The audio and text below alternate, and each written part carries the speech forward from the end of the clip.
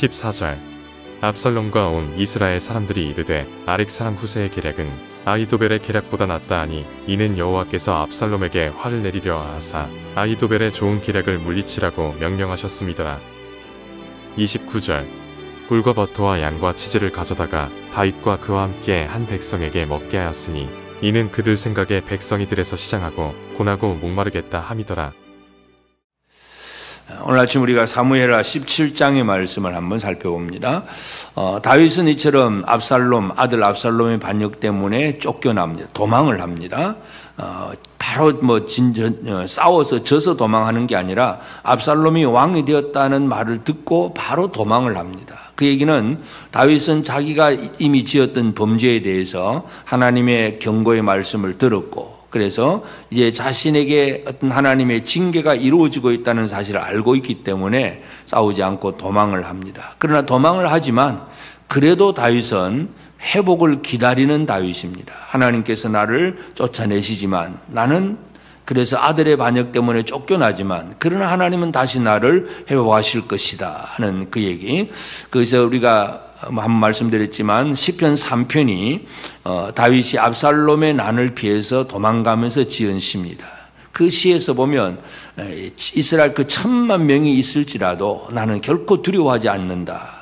그러니까 지금 아들이 온 나라를 이제 다 자극을 해서 이제 자신을 배신하고 다윗과 그 무리들이 광야로 도망을 나오지만 그러나 다윗은 결코 두려워하지 않는다는 사실을 알 수가 있습니다. 그래서 이제 이 광야로 나왔고, 그리고 이제 나오면서 제사장 사독과 아비아달 두 제사장은 언약궤와 함께 예루살렘으로 도로 가 있게 하고, 그 다음에 그 제사장이 자기 아들 요나단과 아히마아스 두 사람에게 소식을 전해주면 이 청년들이 다윗에게 이 어떤 소식을 정보를 전달해주는 그런 역할을 맡겨놓고 있습니다.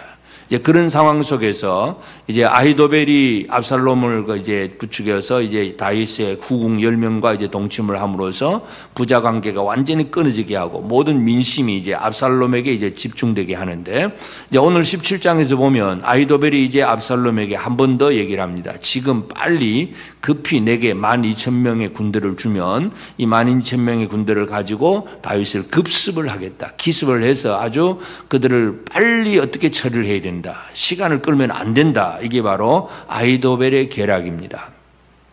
처음에 압살롬은 이 아히도벨의 계략을 듣고 또 그렇게 좋아했습니다. 그런데 또 한 가지 하나님의 역사하심 속에서 이루어지는 것은 압살롬이 아렉 사람 후세의 말도 한번 들어보자 그런 얘기를 합니다. 후세는 다윗이 일부러 압살롬에게 이제 투항하도록 이제 그렇게 만들어 놓은 간첩과 같이 만들어 놓은 사람이 바로 후세입니다. 그러니까 압살롬이 후세의 말도 들어보자 하니까 후세가 생각을 할 때에 아히도벨의 말처럼 움직이면 광야에 지금 나가서 요단가에 머물러 있는 다윗의 무리들이 급습을 당하면 그건 망할 수밖에 없다는 것을 후세는 알아차립니다. 그래서 이번에는 이런 계략은 결코 좋지 않습니다. 다윗 왕은 용사이고 그래서 어느 굴에나 숨어 있을 것이고, 그리고 그 다윗과 함께 있는 용사들도 다 힘이 있고 뭔가 이제 아주 격분해 있는 상태인데 그냥 나가서는 그저 한두 사람이라도 우리가 죽으면 그것 때문에 또 우리에게 사기가 아주 땅에 떨어지기 때문에 지금 나가는 것보다는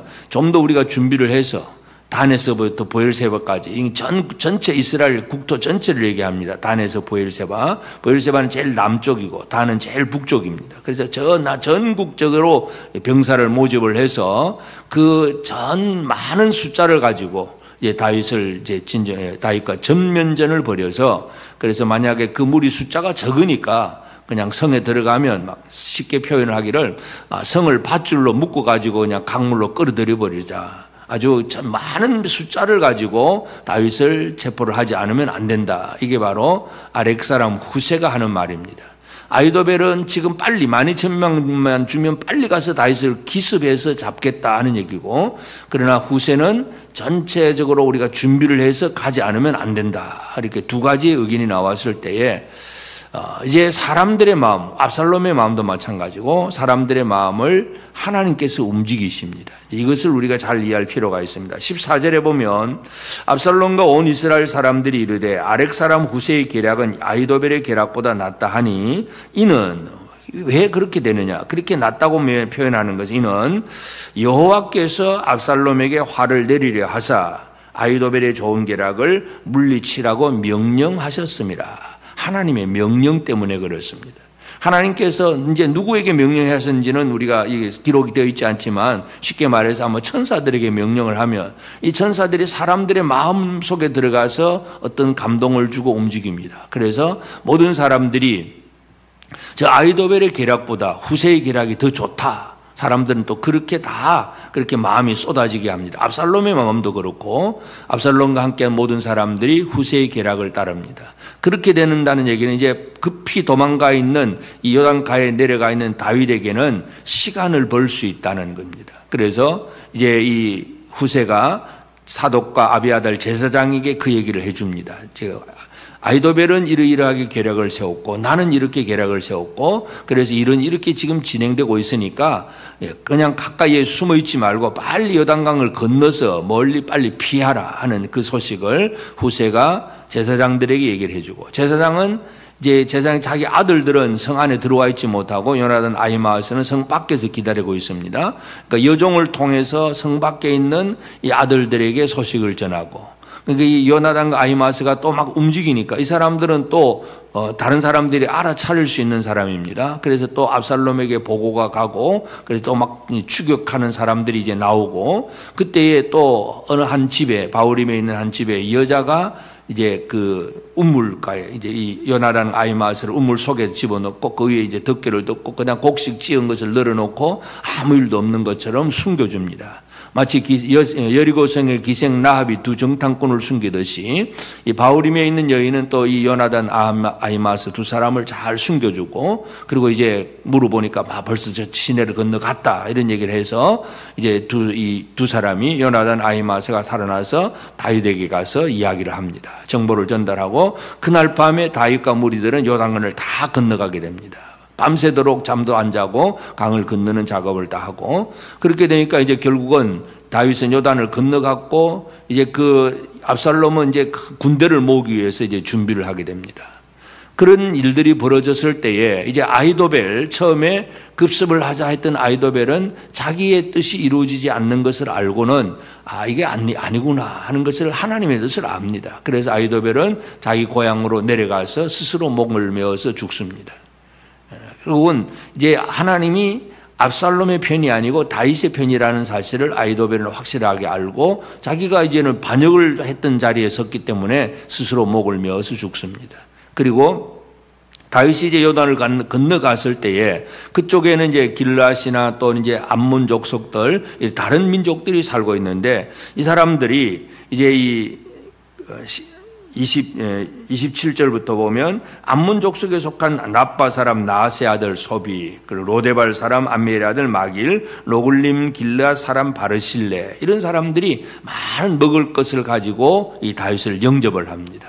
그러니까 다윗은 이제 하나님의 그 보호하심 속에서 요단을 건너고 나니까 이제 자기 아들은 자기를 반역했지만 다른 민족이 이스라엘 사람이 아닌 사람들이 오히려 다윗을 도와주는 그런 은혜를 누리게 됩니다. 그래서 오늘 우리가 사무엘하 17장을 우리가 통해서 알 수 있는 것은 다윗이 비록 범죄해서 지금 고생은 하고 있지만 그러나 하나님의 손에 모든 것을 내어 맡기고 자기 힘으로 그 어떤 문제를 해결하려고 하는 것이 아니라 하나님이 주신 벌을 달게 받으면서 그러나 하나님을 향한 신앙은 온전히 가지면서 그저 이 고난을 견뎌 나가면서 그리고 자기가 할 수 있는 그런 어떤 조치를 취하면서 갈 때에 하나님은 다윗을 멸망시키는 하나님이 아닙니다. 하나님은 잘못하면 징계는 하시지만 그저 매를 때리고 벌은 주시긴 하지만 더 사랑하시고 다윗을 지켜주시는 하나님이라는 사실 우리가 이것을 이해할 수 있습니다. 그래서 오늘 우리에게 중요한 것은 물론 죄를 안 지으면 아주 좋겠지만 우리가 인간 세상에서 살아가면서 아무 죄가 없이 살 수 있는 사람은 아무도 없습니다. 의인은 하나도 없다 그랬습니다. 그래서 분명히 죄를 지을 수 있지만 그러나 철저하게 회개하면서 하나님과의 관계를 잘 유지해 나가는 것 이것이 오늘 우리의 삶에 너무나 중요한 일입니다. 우리가 한번 실수하고 잘못을 할 수 있지만 그것으로 완전히 망하는 것은 아닙니다. 철저하게 하나님께로 돌아서고 하나님을 신뢰하고 하나님 주신 벌을 주면 벌도 달게 받을 수 있는 그런 삶을 사는 것, 이것이 다윗의 삶이고, 하나님은 그 다윗을 위해서 이 아히도벨의 계교를 물리치고 후세의 계교가 채택되도록 하나님이 명령을 하셨다는 것. 모든 걸 주관하신 이는 바로 하나님이시라는 사실을 알 수가 있고, 그래서 다윗처럼 살아야 되는 것이 첫 번째 우리가 적용해야 될 문제고, 또 우리는 이 아히도벨은 너무나 머리가 좋습니다. 전략을 잘 짤 수 있고 시세를 분별할 수 있고 모든 걸 잘 읽을 수 있고, 그래서 뭔가 이렇게 해야 된다는 걸 정확하게 아는 사람이 바로 아히도벨입니다. 그러나 인간이 아무리 뛰어난 지혜를 가지고 움직여도 하나님이 틀어버리시면 아무것도 안 됩니다. 그래서 내가 가진 지혜와 지식 중요하긴 하지만 그보다 더 중요한 것은 바로 하나님의 뜻이라고 하는 사실을 기억하면서 우리가 매일매일 살아가면서 나를 향한 하나님의 뜻이 무엇인가를 알고 그 뜻을 구하고 그 뜻을 깨닫고 그 뜻에 맞추어 살아가는 그런 삶을 살아내는 것이 중요합니다. 그리고 이런 과정 속에 이 후세라든지, 그리고 사독과 아비아달 제사장이라든지, 그리고 그 소식을 전해준 여종, 또 요나란 아히마아스와 달려가는 청년들, 그리고 청년을 보호해준 어떤 이 바울임에 있는 여인들, 각자의 위치에서 뭔가 제대로 자기 역할을 감당했다는 것, 이것은 바로 오늘 우리가 하나님의 뜻을 이루어가는 일에 있어서 비록 우리가 모든 일을 다 할 수는 없습니다. 그러나 내가 맡은 처지, 내가 맡은 어떤 사역, 또 받은 은사, 그래서 작은 일일지라도 그 일에 최선을 다하고 충성해 나가는 그런 삶을 이룰 때에 우리는 하나님의 뜻을 이룰 수가 있습니다. 그래서 오늘 하루 우리는 다윗처럼 먼저 하나님을 생각하는 자가 되고 인간의 지혜보다도 하나님의 뜻을 구하는 자가 되고 내가 맡은 위치에서 어떤 사역 속에서 받은 은사를 가지고 최선을 다해서 내 할 일이 비록 작은 일이라 할지라도, 그 바울임의 여인이 하는 일이 뭐예요? 그냥 우물 속에 들어간 두 정탐꾼을 그냥 우물을 덮고 어깨를 덮어주고 지나갔다 그러고 그 말 한마디 하는 그것으로 그의 역할을 감당한 것이고, 그것이 결국 다윗을 살리는 일이 쓰임받았다는 사실을 알 수가 있습니다. 작은 일이라 할지라도 내 할 일을 제대로 감당해 가면서 하나님의 뜻을 이루어 나가는 우리 모든 성도들, 가정에서 직장에서 모든 곳에서 주의 뜻을 성취하는 복된 우리 모든 성도들의 삶이 꼭 되어지기를 주의 이름으로 축복합니다. 기도하십시다. 이제 오늘 받은 말씀으로 함께 기도하겠습니다. 다윗이 회복되도록 아히도벨의 계략을 무산시키신 그 은혜를 기억하고 일상에서 나를 위하여 일하시는 하나님을 신뢰하며 강건한 삶을 살게 하옵소서. 사람의 지혜와 능력이 결코 하나님을 뛰어넘을 수 없음을 확인하고 나의 삶의 위치에서 하나님이 내게 주신 일이 작은 일일지라도 충성하는 자로 살게 하옵소서.